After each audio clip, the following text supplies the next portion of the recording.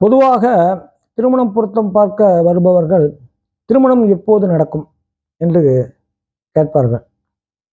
பொருந்துகின்ற நட்சத்திரங்கள் இருக்கிறதா என்று கேட்பார்கள். ராசி பொருந்துகின்ற ராசி இருக்கிறதா என்று கேட்பார்கள். குரு பலம் வந்துவிட்டதா என்று கேட்பார்கள். இந்த கேள்விகள் எல்லாம் சில விஷயங்கள் எல்லாம் தவறாக மக்களால் புரிந்து கொள்ளப்பட்டுள்ளது. குருபலம், நட்சத்திரம் போன்றவற்றையெல்லாம் விட முக்கியமானது ஜாதக கட்ட பொருத்தமாகும்.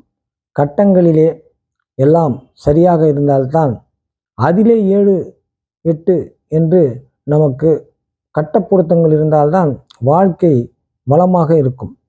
இப்பொழுது திருமணம் கெட்டி மேளம் கொட்டும் நேரம் எப்பொழுது என்று கேட்பதற்கு லக்னாதிபதி திசை, லக்னாதிபதி புத்தி, 2ஆம் அதிபதி திசை புத்தி, 4ஆம் அதிபதி திசை புத்தி, 5ஆம் அதிபதி திசை புத்தி, 7ஆம் அதிபதி திசை புத்தி, 9ஆம் அதிபதி திசை புத்தி, 10ஆம் அதிபதி திசை புத்தி, 11ஆம் அதிபதி திசை புத்திகளில் திருமண பாக்கியம் கூடி வருவதற்கு வாய்ப்புகள் அதிகம்.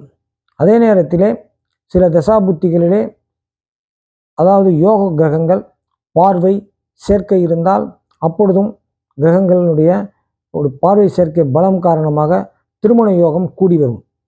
அதாவது ஒருவருக்கு 7.5 சனி நடந்தாலும் விரய சனி சுப விரய சனியாக மாறி சுபத்துவத்தை தரும்.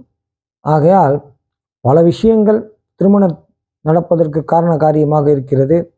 ஆகையால் அவரவர்கள் தனிப்பட்ட ஜாதகத்திலே எப்படி இருக்கிறது என்ற அமைப்பு தான் முக்கியம். நன்றி, வணக்கம்.